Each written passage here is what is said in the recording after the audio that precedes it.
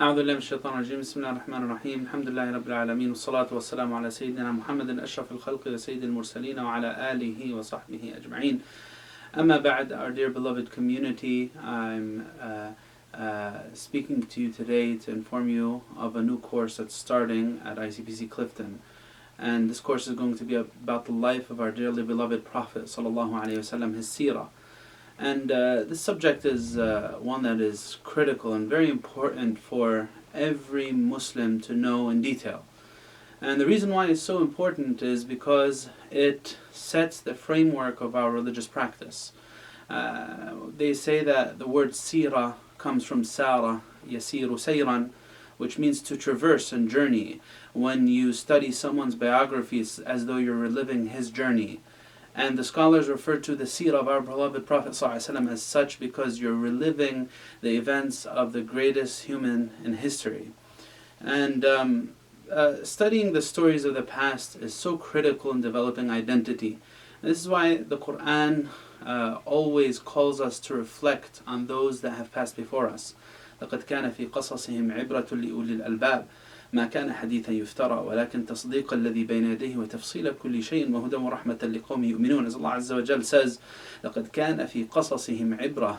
Indeed, in their stories is an example for those of intellect. عبرة لأولي الألباب. And the benefit of studying our past is multifold. One is it's a means of empowerment and inspiration. And this is something that the Quran says, the roles of the past prophets, or the stories of the past prophets was for our dearly beloved Prophet Muhammad sallallahu alaihi wasallam. وَكُلًّا نَقُصُّ عَلَيْكَ مِنْ أَنْبَاءِ الرُّسُلِ مَا نُثَبِّتُ بِهِ فُؤَادَكَ. As the Prophet sallallahu alaihi wasallam was experiencing the difficulties in conveying the message throughout his lifetime, Allah Azza wa Jal revealed to him the stories of the messengers before. So it's a means of empowerment and inspiration. It's also a means of humbling ourselves and contextualizing our struggles. And that's why one of our scholars, he says, وَمَنْ نَظَرَ فِي سِيَرِ السَّلَفِ مِنَ الْعُلَمَاءِ الْعَامِلِينَ اسْتَقَرَّ نَفْسُهُ فَلَمْ يَتَكَبَّرْ. That's for studying the stories of our past predecessors in general. The scholars, the righteous ones, the companions, the prophets, the messengers. Whoever observes their struggles, their life and times, will really be humbled by the sacrifices they put forth and the things that they've experienced. Now, that's the second reason. A third reason for studying the Seerah is it offers alternative heroes for our children. And this is why the companions themselves would be very keen on teaching the events that happened during the lifetime of the Prophet ﷺ to their children. As one of the grandsons, or I guess you could say, or the great-grandson of our dearly beloved Prophet ﷺ, Sayyidina Ali ibn al-Husayn. Sayyidina Ali ibn al-Husayn, he said, كنا نعلم مغازي النبي صلى الله عليه وسلم كما نعلم السورة من القرآن. So this is the great-grandson of our dearly beloved Prophet ﷺ. He said, we would be taught the battles that happened during the lifetime of the Prophet ﷺ as we were taught the surah from the Quran. Now, when you study the Seerah, it also exposes you to the greatest generation for our ummah. As it's mentioned in the statement of Sayyidina Abdullah ibn Mas'ud, he said that Allah subhanahu wa ta'ala carefully selected the first carriers of the message, the ones who were the first aides of our Prophet sallallahu alaihi wasallam. And Allah Azza wa Jal نظر في قلوب العباد نظر في قلوب عباده فوجد قلب محمد صلى الله عليه وسلم خير قلوب العباد. Allah saw that the heart of Muhammad صلى الله عليه وسلم was the purest among his creation. فاصطفاه لنفسه وابتعثه برسالته. He chose him to carry this message as the final messenger. And then he observed the hearts of his creation during the time of the Prophet ﷺ, and he selected the companions of the Prophet ﷺ to be his aides and his supporters. So why study the Seerah? This Seerah, as I said, it helps develop the framework of our religious practice. Now, this is a very important point to actually consider. So why study the Seerah? Number one, it's to develop the maturity of our faith. Now, the purpose of seerah is not purely historical analysis or storytelling. It's for us to observe how the teachings of the Prophet ﷺ manifested during his lifetime, through his practice, through the practice of the companions. How does faith look like when it's implemented? What's the model of human perfection? I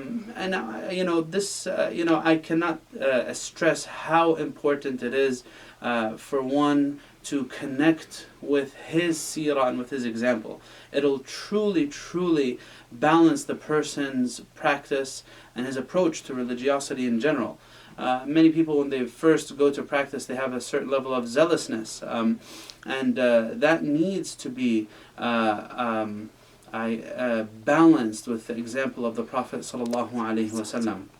And this is why Allah Azza wa Jal commands us to be in the companionship of honest, good people. Ya ayyuhalladhina amanu ittaqullaha wa kunu ma'a as-sadiqin. O you who believe, be conscious of Allah and be with the truthful ones. Why be with the truthful ones? Why not be from the truthful ones? Why isn't that sufficient? The reason for that is character is contagious. Al-akhlaqu mu'diya. When you immerse yourself in the examples of great individuals, you yourself will be inspired by that greatness. When you surround yourself by good people, you yourself will be affected by their greatness. And this was always the practice of our early predecessors. And that's why they say in the wisdoms, they say, لا تصحب من لا ينهض بك حاله ولا يدلك على الله مقاله. Do not accompany one who does not make you better in your practice and in your faith, and his statements or her statements do not direct you to Allah Azza wa Jal. Why study the seerah?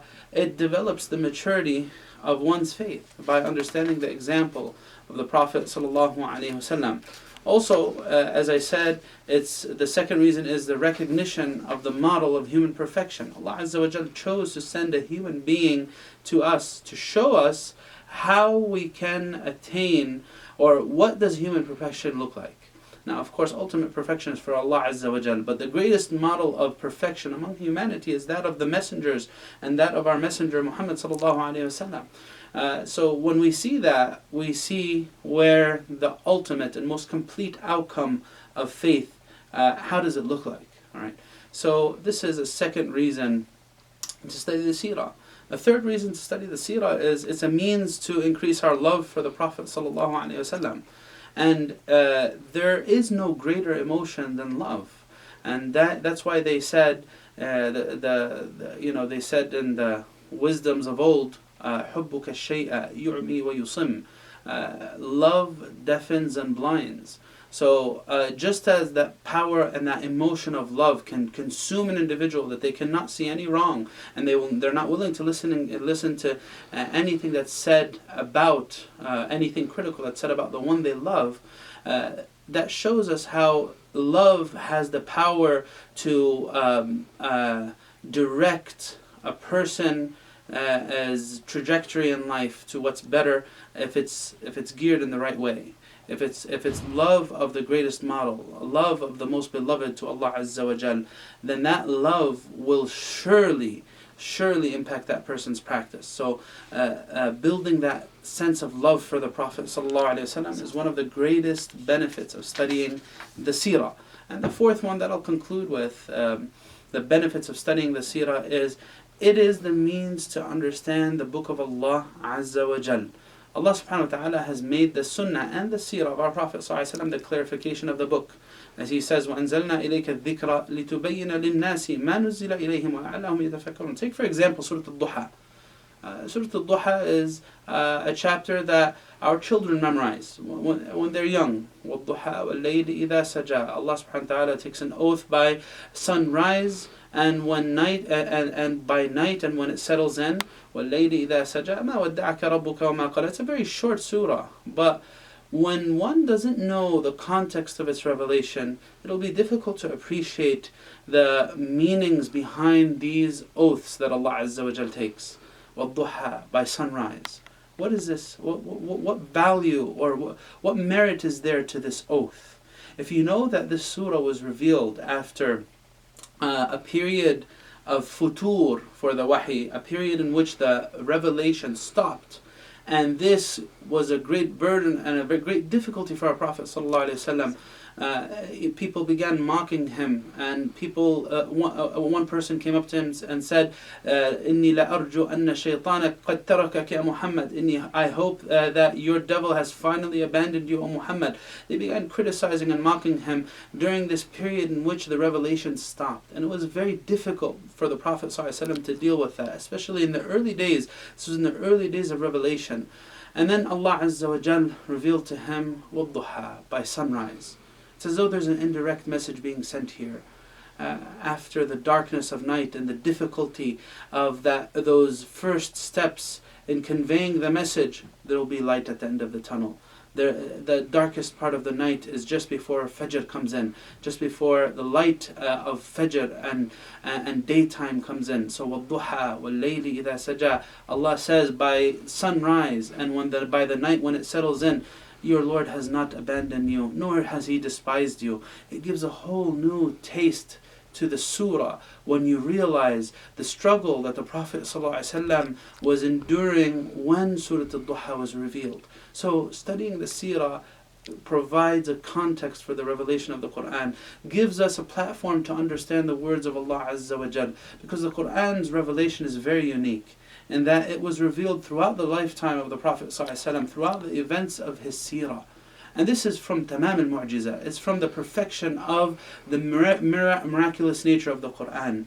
And that is that Allah Azza wa Jal could have revealed the book all at once, but Allah wanted it to be very intimate to the lives of the people during the time of the Prophet ﷺ. Whenever an issue it would arise, an answer would come by revelation in response to that issue. And the other thing is, if it was revealed all at once, it would take away from the miracle that the Quran has in its cohesion. The book of Allah Azza wa Jal, even though revealed over the span of more than 2 decades, does not have any contradictions in it. If it was a book made by men, if it was a book made by human beings, then there would be inevitably contradictions in it. He would say something in the first year that would contradict something that he would say later in the 5th year or in the 7th year, especially considering that these are addressing real life circumstances, real life issues. But for the book to be so complete and perfect in its meaning and have so much cohesion in its teachings, this is min tamam al-mu'jiza, that this Quran was revealed to be intimate to the lives of human beings, addressing real life struggles and real life challenges.